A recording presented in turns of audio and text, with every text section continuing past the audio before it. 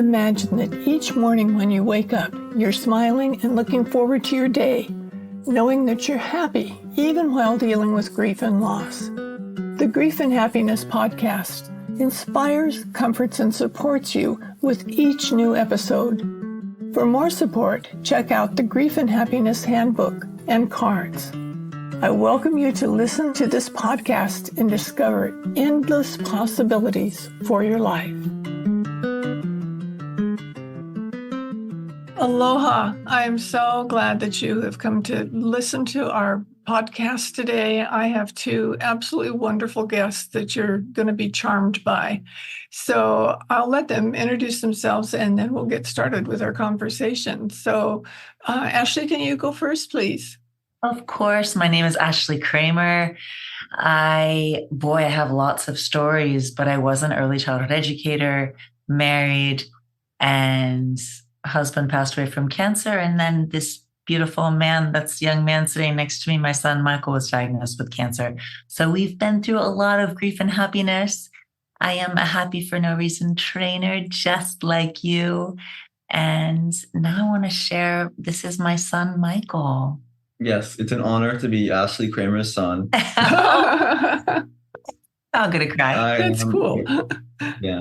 I am a cancer survivor, a bone marrow transplant recipient, and I guess you can call my mom and I social media influencers. We do a lot of that. We're speakers, we're advocates, and I love music and guitar. A lot about me. A lot about us. We have a podcast together as well. Too. It's called Michael and Mom Talk Cancer. Mm-hmm. So when you said introduce yourself, I'm like, gosh, do I introduce myself as mom or Ash? But both. Both of them work. That would be great. Yeah. And you mentioned that we're both happy for no reason certified trainers and worked with Marcy Scheimoff on that. And she's such a gift to the world in bringing happiness into everything. And that's why I am grief and happiness in all the different things that I do. And I just see the happiness radiate from you. And I think that's so wonderful too. So many times people have challenges and they don't smile anymore. And that's so hard to deal with things that way. So I really enjoy talking to you. And I would like to hear some more about your story. Yeah, I think I'm going to let him start. Michael's really good at sharing a little bit. Why don't you just start? Well, going back to what you said about the challenges and people not smiling, I think the way we got through and are getting through these challenges is by smiling. For sure. And it's definitely been one of our biggest things has been like trying to find laughter and joy and all the pain we've been through. Because when I was 19, we always talk over ourselves, but now I just have to interrupt him because what you said, grief and happiness. It's not grief in spite of happiness, or it's not happiness that takes over the grief. You can have both. And that has actually been one of our themes is beauty and pain. So the pain is there, but there's also so much beauty. So I just felt like when you were saying that, I was like, oh, I have to add that because it's grief and happiness. And you can certainly have both. And now I want you to tell your story. Yes. Sorry for interrupting you, but I'm a mom. Interrupt him. My job. Yeah, like I was saying, I have an amazing mother, of course. And when COVID had hit in 2020, I was a college student and I was back home. I felt really tired for a few months. And it began in March of 2020. And it kind of dragged on. I had my birthday at home during COVID, and it was turned 19. I was very athletic. I was a surfer. I was on the Olympic development team for windsurfing before this. Oh. And for a few months, I was just so exhausted. We had no idea what was going on. And it wasn't exhausted like I was just tired. It was like fatigue. Like there was something just wearing me down, like I had a virus or something. And we couldn't really figure it out for a while. And first I thought, here is my athlete, my son that's like used to going to the gym, used to going to the beach daily, training on the windsurf like many times a week. So I was like, now he's not doing any of these things. So I thought, of course, he's feeling down. He's, not doing all the things that he loves to do. And I thought, you're tired, but it could be that it's COVID. And then we thought he had COVID. So I'll let you So no, continue. it was actually a very rare and aggressive form of cancer. But at first, we didn't know that because we went to our family pediatrician. She did some blood work, and she called us a few days later after the results came back, and she told us we needed to meet with a specialist at Nicholas Children's Hospital. So we go there. I mean, I'm 19 and I was felt a little weird going to the pediatric hospital, but it was completely fine. Meant And to be, meant to meant to be, be meant to be. because I wouldn't have had it any other way. And we met a doctor there, a hematologist, a blood specialist, and he does some blood work of his own. And he asked us to spend the night in the hospital, but we asked if we could just come back the next day because he wanted to do a test called a bone marrow biopsy, where they take out a piece of your bone marrow and they test it. So we came back the next day. I did the biopsy and I woke up and he told me, I woke up from the anesthesia because they gave me anesthesia. And the doctor comes into the room after and just tells us that I have a form of cancer, leukemia or lymphoma.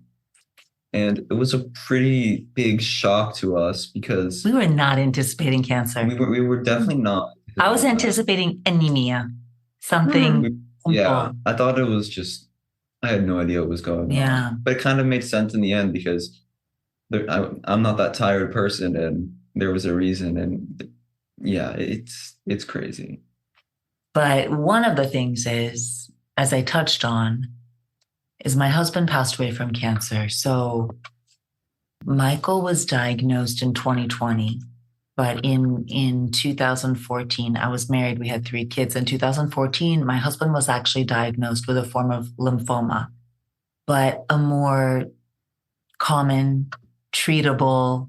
The idea was he'd go through like 5 rounds of chemo, he'd be fine. And he did go through 5 rounds of chemo and he was in remission. But a few months later, he relapsed and he passed away pretty quickly. And didn't know anything about cancer at that time. It was just, we went through it. He passed away and it was kind of a blur. And then 4 years later, when Michael was diagnosed with another blood cancer, not the same one, they say they're not really related. They're not related. Although that's, as we mentioned, you and I earlier, that's kind of hard to believe. But so when the doctor did come into that room and he said, you have a form of leukemia or lymphoma, I think as soon as he said lymphoma, I was just like, I certainly froze because I did not expect to hear those words about my healthy 19-year-old son it felt like just gone through this 4 years earlier with my husband. And it was a different cancer. They asked us not to Google it. It's called hepatosplenic T-cell lymphoma. We didn't Google it. We found out later that less than 200 documented cases, that Michael had a slim chance of surviving more than 8 months. But in all honesty, we didn't know that. We just decided to go forward with his treatment. His doctor was incredible, had a team of specialists on board with him.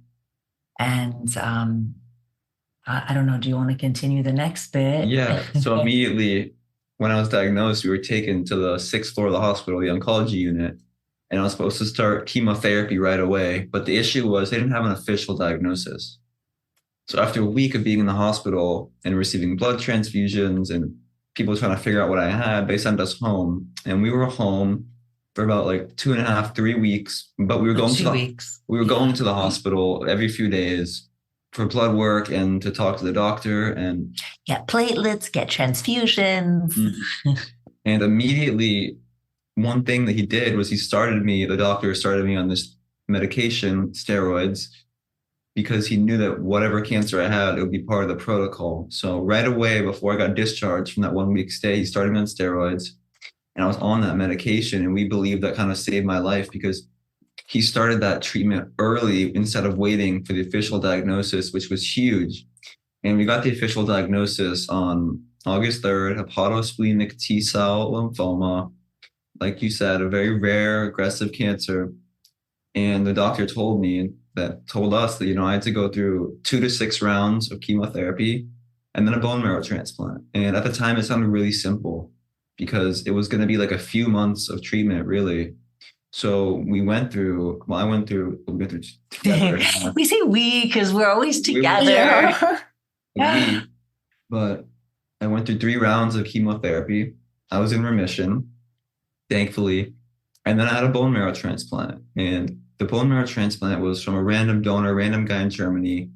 I do have 2 other kids, an older and a younger. Michael's the middle. They tried to be matches, but they were not matches. But we were blessed to get an anonymous donor. Yeah, to be the match. that was a huge blessing. And basically, what happened was, we spent 6 weeks in the hospital for this procedure, for the bone marrow transplant, which a procedure, it's not a surgery, it's actually an infusion of stem cells. And what they do is they give you radiation and chemotherapy to destroy your old bone marrow, put all your white blood cells to 0, and then they infuse you with the donor stem cells. So that was really interesting to see, but it was very anticlimactic because you hear bone marrow transplant, you think it's like some big surgery, but you're just sitting in the bed on Benadryl, so you don't have a bad reaction to it, half asleep.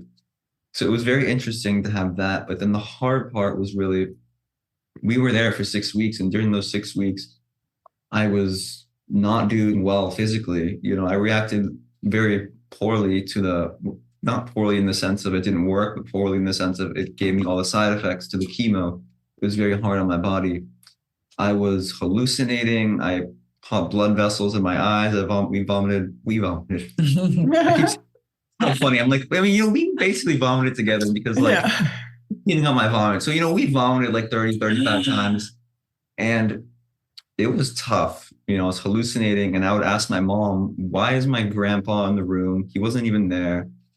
And they thought I wasn't going to make it because of the complications. There was a point that we weren't sure he was going to make it through the transplant, but he did. Ended up home after 6 weeks, and literally we were home for 3 days. He was readmitted again with something called graft versus host disease. And it's a complication of it's exactly what it sounds like. The graft, which was the new stem cells, versus the host, which was Michael. So just to make a long story short, since then, he's been almost passed away a few times, but still here, still in treatment, but still alive. And, I think it was about April of 2021. So about 6 months after his transplant, we started the podcast. Actually, first we started by sharing on social media. And when we started sharing, we realized that there was this outpouring of love. The minute I shared the first video, it was Michael's friends shaved their heads with him. And I was like, I'm just going to post this on Instagram. I put it on Instagram, and people just reached out, and the love was so beautiful. So little by little, I was sharing on Instagram, and then Michael started sharing as well on TikTok. And it was more, in that bone marrow transplant room where we were for those 6 weeks, I had put up little motivational signs. I put up lights, and we had, aromatherapy. We had music. We made it very homey. But the signs, one of them was, it's not what happens to you, it's how you react. And another one of the signs, it's a big one. Yeah. And another of the signs that I had up there was, the best way to help yourself is to help others. And I think that we really took both of those things to heart. And I see how much it helped. It helped Michael when he was sharing and helping other people that were going through this and sharing his story. And I let him take the lead on that. And since he was comfortable sharing, we both shared together. And then we did start our podcast. Shortly after starting the podcast, though, we spent about another 5 months inpatient in the hospital, not sure if he was going to make it. Put the podcast on hold, but have been back to it. And I just feel like we have had so many lessons, so much perspective. We talked early about Marcy and Happy for No Reason. That came into my life shortly, about 2 years after my husband died. And I felt like it was just such a big gift. And I felt like I used so much of what I learned from that going through this, because Happy for No Reason, some people on this listening to this may know what that means, and some may not. But it really is, the idea is that whatever you're going through, you can still find your inner peace, that it's not dependent on the outer circumstances, that it's not what happens to you, it's how you react. And I think that's really been our theme, because a lot of things have happened to us. We can't control them, but we can control what we do with it. And I think that's been a huge lesson for us. I know I'm talking a lot. I don't mean to not let you, But Michael. it's everything you said. It's why we're doing what we do, because, you know, you go through something so hard, so traumatic. And I think the only way for me and you, because we're so alike, she gave me all her happiness genetics in a way, it's to help other people. I think that we saw this and we were like, this can't be for nothing. And it wouldn't be for nothing even if we weren't doing what we were doing, but it would just be, it's more meaningful, I think, that we're trying to help people, and it also helps ourselves. Like, it's the best way to help yourself is to help someone else. She always tells me that. And I think everything I've learned a lot from cancer, a lot from what I've been through, but I've also learned so much from just her, and so much from Aww. the things she tells me. And she always tells me that, like, I steal her quotes. It's a joke. Because we say healing is not linear, and sometimes she's like, Michael, I said that first, you copied me.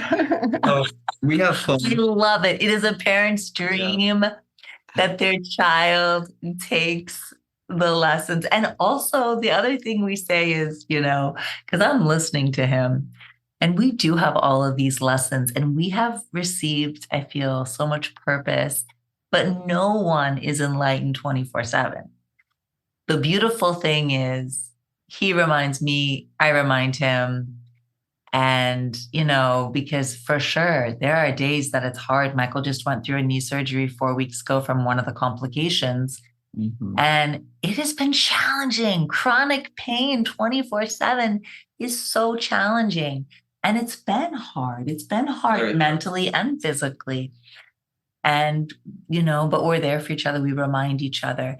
And, you know, I think he's being so kind, but it's true. His body has physically been through it. You know, it's different as a caregiver. We experience things. I think it's hard for caregivers. I see caregivers suffering, and I think it's hard for them.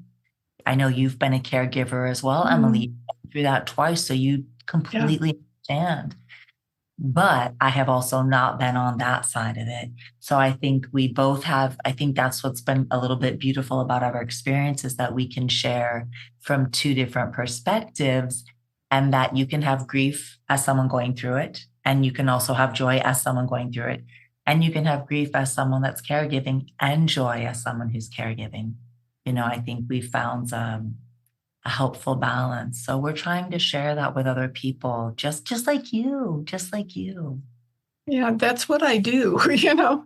And I really started doing this because when Ron was sick on and off for probably about 3 years, but two years of really lots of challenges, and in the hospital and out of the hospital. And we just kind of did everything together. And so he didn't always smile, but he had a great sense of humor. And we do that. And when you're doing things together, we'd read together. We'd even sit in silence together when we were home here on Maui. We've got a really nice view from our backyard. And so we'll sit out on the lanai and just sit and be together. And I think the combination of having somebody you love so close by and ready to be there for you all the time makes a huge difference. And you're so fortunate to have each other, like Ron and I had each other.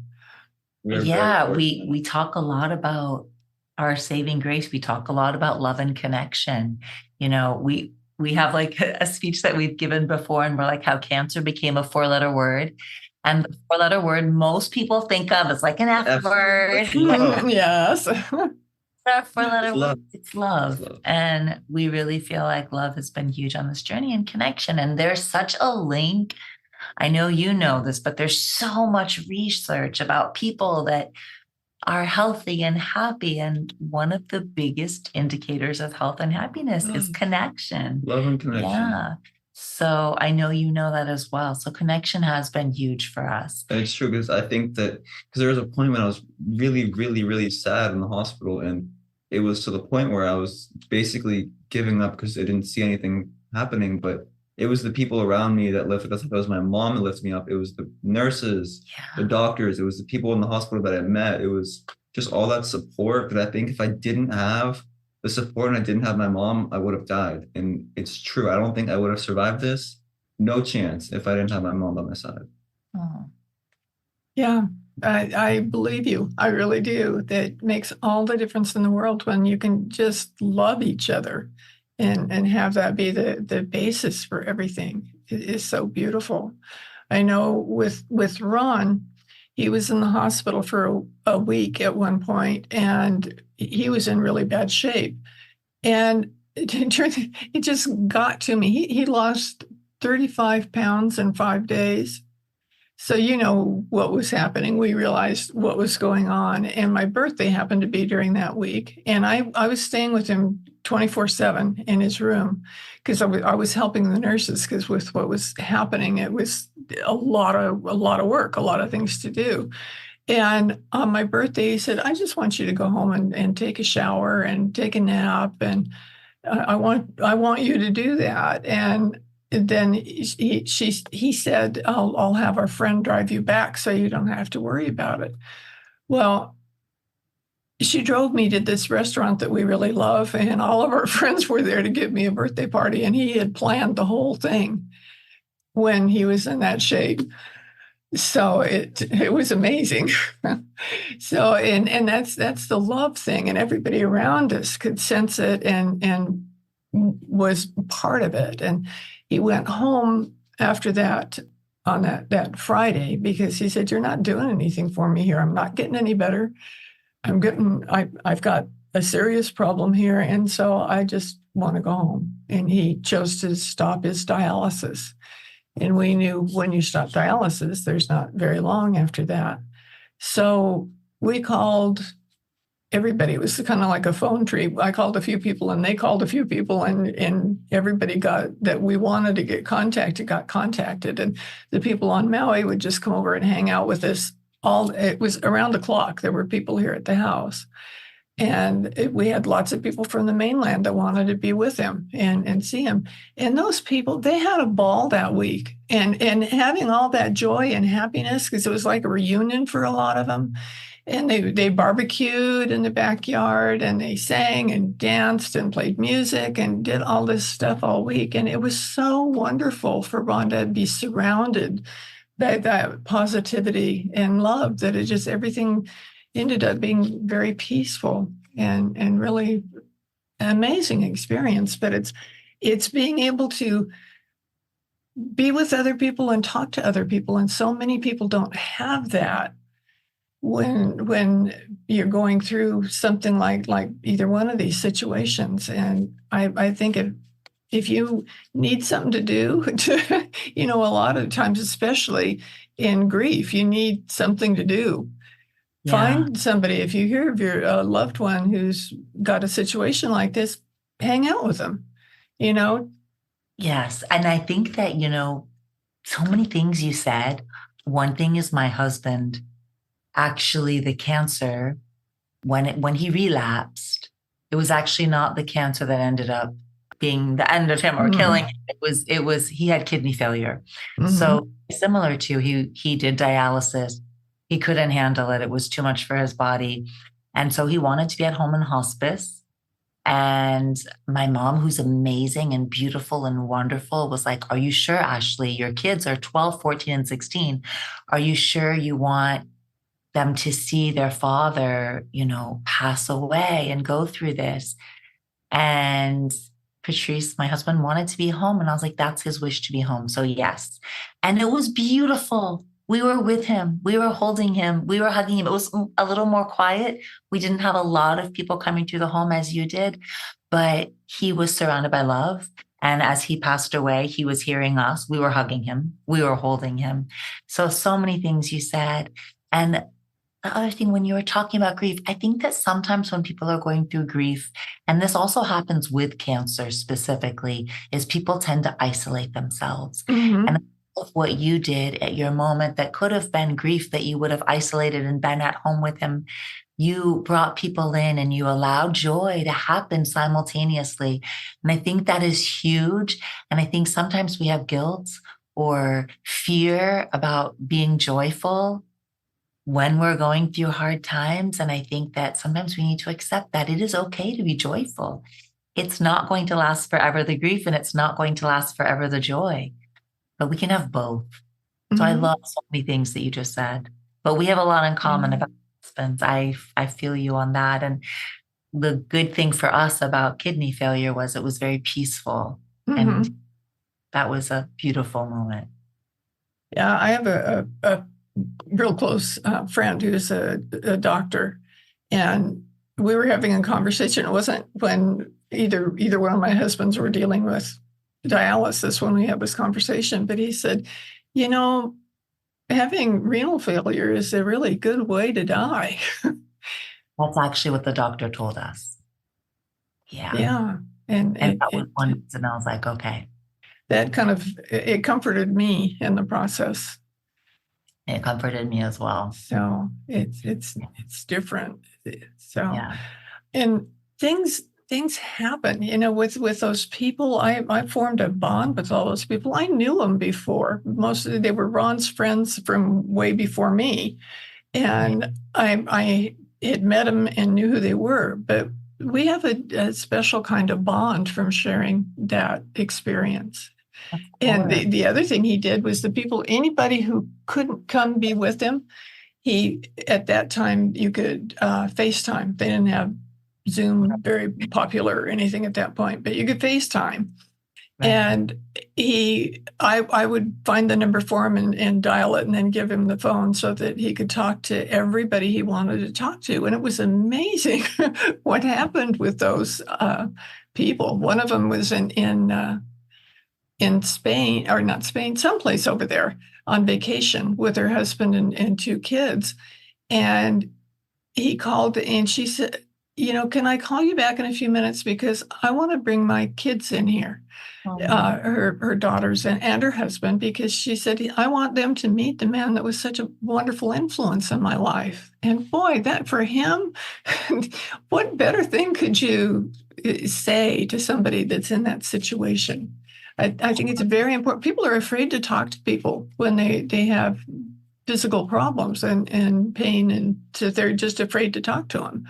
I think people don't know what to say. But it's also hard to talk to someone because you kind of know they're going to pass away, especially in that condition that and it's hard for yourself emotionally. So I kind of see, like, I've had friends who didn't reach out to me when I was diagnosed with cancer. And a few years later, like recently, they reached out to me and they felt really bad. But it's one of those things where it's hard for the person, but you can't, it's so hard. It is hard. And they just don't know the right things to say. People don't know the right thing to say. It's true. Because what are you going to say? Like when someone's either sick or dying, there's really no right words except for just giving them love and support. This is a good message, is that there are no right words, but being there is all that we care. That's all that we care about. That's all that we cared about, was that someone It doesn't matter what you say as long as you're there and you show up for them.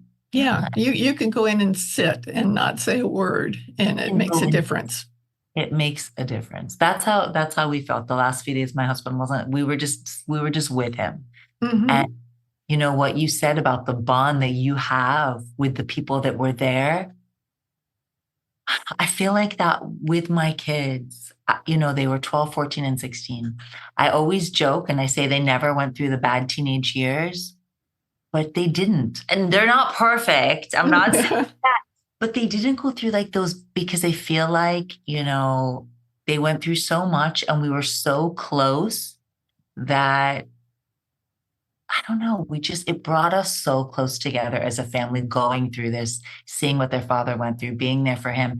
And then when Michael was diagnosed, his brother and sister were just like, we were close anyway, but then it was even closer. And I think I've seen a little bit how sometimes families get alienated when they're going through disease, when they're going through hard times. We have been so blessed that it kind of did the opposite. It just, every time it brought us closer together. And I think that is a blessing. And it's not because they knew the right things to say to Michael. It's not because I know the right things to say. But you do know the right things to say. Well, no, but I think it's just being there. As you said, you know, sitting with the person, being with the person. And I also, you know, when Michael, you were just saying that if anyone is listening to this and it's like, gosh, I should have reached out to that person. I just want to say it's never too late. It's true. It's never too It's late. never too late. There's people that have reached out to Michael now, 3.5 years later, and you're like, okay, great. Reach out to me now. I don't care that we haven't talked. Or people will message me and say, I know I haven't reached out to you, but I'm always thinking of you. And I'm like, amazing. It's okay. You haven't reached out to me. It's never too late. It's never too late to start those connections again. So I think sometimes people are also afraid of that. Like they missed their window. There's no window. It's always open. Yeah. And I had people too in that situation that a lot of people, I just was with Ron the last 10 years of his life. And so that was a lot of the people that once we got together, they didn't know him because they were friends before him and they didn't know him at all. They didn't know what to do. And they were hesitant to reach out to me. They knew what kind of a position that I was in and that I could use some support, but they just didn't do it. So, but after he transitioned, I heard from people that sent me lovely letters and or called, or that not many came by because it's kind of hard to drop by in the middle of the ocean out here. We would like to drop by. Yes, that would be fine. I'd love for you to. But it was so nice to have them reach out to me afterwards, because it's just as important before and after. And I had I've just got to tell you this experience. Ron had worked with this one minister that he highly regarded, and he had told me about him the whole time I knew him, but I never met him. We never got to the point where we were in close proximity. And so he was one of the people that Ron called during that week. And I had a hard time finding his number because they hadn't talked in a very long time. And I finally found it. And we were making the calls on my phone because he was having a real problem with trying to push buttons and things. So I'd make the call and then give the phone to him. And on my 5th Valentine's Day after he died, I got a call from this minister. And I was so surprised that I got this call. But he said, I don't know if you remember me. And I said, of course I remember you. And he said it was cleaning off his desk that day, and a little note fell out of a book that he was moving. And the note was my name and my phone number. And he said, I know Ron wants me to tell her happy Valentine's Day for him. That's beautiful. Oh, I love that. That's so wholesome. That's Yeah. so wholesome. It was amazing. I every time I think about it, it's really powerful. That is. That's absolutely beautiful. Oh, I love that. So you don't have to be close to somebody or know somebody to do a lot of good for them. Yeah. Really help. When we're in the hospital, one of the things I've learned from my mom is like, there'll be the receptionist there, and she'll just like compliment the receptionist, say something super nice to her or him, and it's just nice to make somebody's day. A lot of times we're like, oh, why should we compliment them? We don't know them. It's weird. It's not weird. I think it's nice to do random things for strangers. I know that wasn't a stranger in your case, but it just got me thinking about that. And it's so true. Just like be nice to people. There's no reason not to. It is very true. And sometimes the connections, that short little connection you had, and then 5 years later made this huge impact on you and gave you this beautiful message. So it is true. That is another one of our lessons is be kind. Yes. We also found that as we were kind to nurses, we spent a lot of time in the hospital. And the more we talked to people and opened up our hearts, the more that they also filled our hearts up. And, hospital was home, and we actually, I don't want to say we loved being there, but we loved the connections that we had while we were there. Yeah. It definitely changed our experience that we let them in, and we weren't angry about, being stuck in the hospital. Of course, we wanted to be home and healthy. And we had so much like love and support. And I think that Michael says it's me, but it is also him.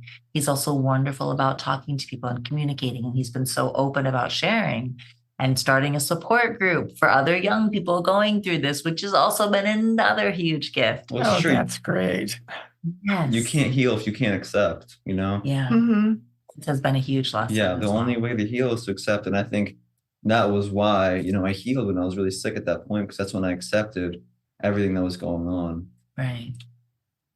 So true. We have so many lessons. We That's could true. tell you, Oh, we yeah. just, go down this list. I hope you're writing a book. I really do.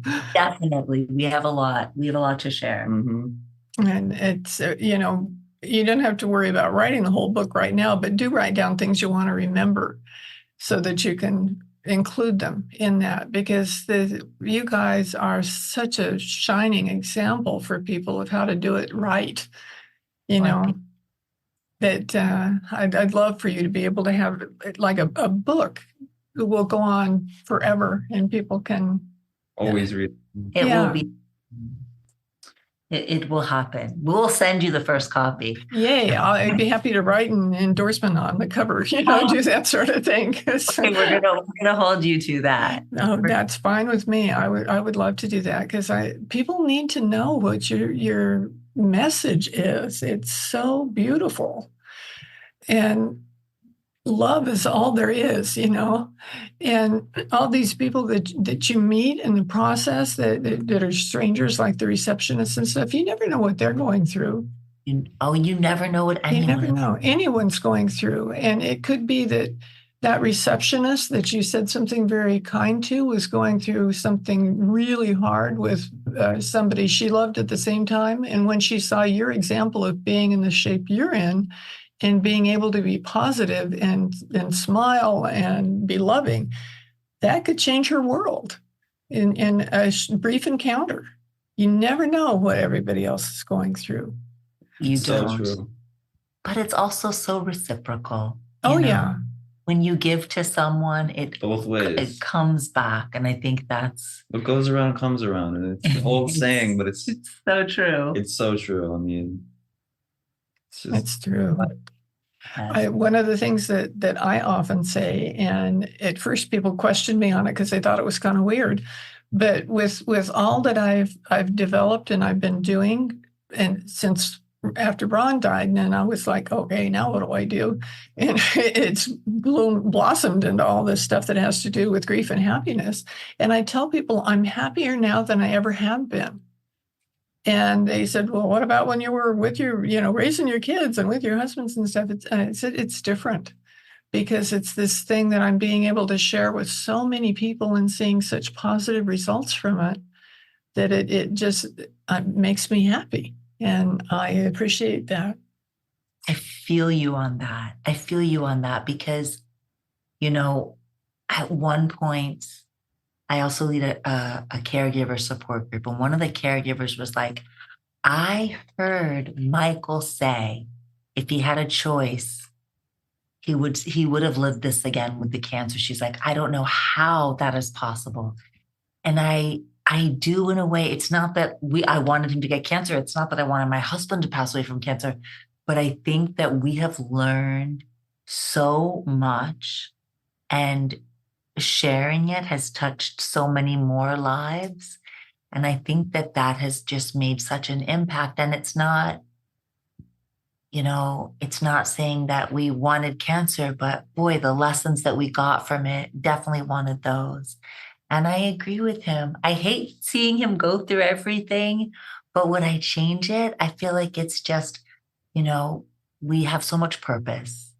And that has really been a huge gift, is to have so much purpose. And that's another thing in life that I think people need, is people need purpose. And it's important to know why you're here, what you can do to make the world better. And I think everyone can make the world better. It doesn't mean, Oprah, that has to make the world better for millions and millions and billions, but even a few people. And I think that that's so important.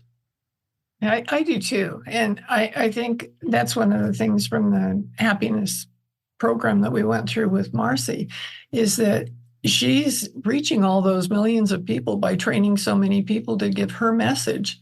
Yeah. And she lets us use it however we want to do it. I'm doing grief and happiness, and I don't think that was out there before I started doing this. Yeah. And she is able to touch so many lives around the world because we're all doing it. It's like there's one thing leads to a bigger thing, leads to a bigger thing, and pretty soon the whole world is covered with it. And giving. And not the Mhm. scarcity, not worrying, I shouldn't give this away, I need to hold on to it. Giving it out there, I think, is huge. I think it's so important.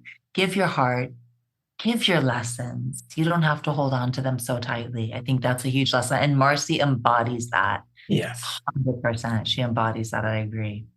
Yeah. Yeah, I'm so glad that I happened to run across her book after Jacques died, because I just it was the one thing that I finally started to smile at, especially with the examples she uses. And I thought, if people can go through that and still be happy, what am I? Why am I not happy? So it's so important to share things like that. So important to share. I agree. The lessons are the best to share. We've talked a lot longer than I anticipated, but it's such a wonderful conversation. I hate for it to end. It feels like it's been like 10 minutes. I could talk more. Yeah. But that's, beautiful. I know I said to Michael, I think the podcasts I looked are like 35, 40 minutes. Yeah, that's about where they go. But I always let them stop naturally. And this one, I don't feel like it's such a natural stop, because, as you said, we could go on and on and on. There's so many things you said I could still go on. Like, I discovered Marcy after my husband passed away. So such a similar spot we were in, I think. Yeah. Well, this is a beautiful conversation. I hope people are smiling as they listen to this, and that they pass on that happiness and that love that changes the world. It does. And not denying the grief. Yeah. Yeah, absolutely. Not denying it. The grief is there, but Yeah. One thing is, we met someone on the beach one time. I'm going to tell the story really quickly. And they kind of came up to me and they're like, we were talking to them, and the conversation ended up going to, oh, I'm a cancer survivor. And she told us that someone in her family was a cancer survivor, and that they don't even say the word cancer. They never bring it up because it's part of the past, and they don't even acknowledge it happened. And that, when I heard that, I was like, oh, okay, I kind of get it. But then now I'm just like, it's so important to acknowledge what you went through, because it's part of you. And if you don't acknowledge it, it's going to come up one way or another. Dealing with those emotions is super hard, but the only way to get through it is to deal with them. And that's like one of the biggest things I think I've learned about being happy. Like you always say, you have to feel the bad to feel the good. You have to let go of the bad so you can let the good in. That's right.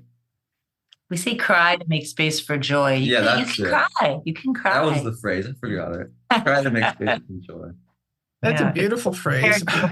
It's one of our caregiver tips. I'm always like, don't worry. Even if you cry, you are still going to get back up again. Because sometimes we get scared to go into the grief that we're not going to be able to stop crying. We're not going to be able to keep going. But you are. Go there. You can still have the happiness. It's still going to come back. Well, I think you just told me the name of your book. Maybe it is the name of the book. Yeah, I think that'd be perfect, because that embodies both of you and your experience and what you're doing. I like that. I like that too. Aww. Well, good. I can't wait to read it. I can't wait to give it away and have everybody have access to it. I know we have a lot written down in a lot of videos, so it will be out. Yeah, and record stuff too, just when you have conversations, so you don't have to just write it down, because you can always use those transfer from, where they type things out for you to the computer.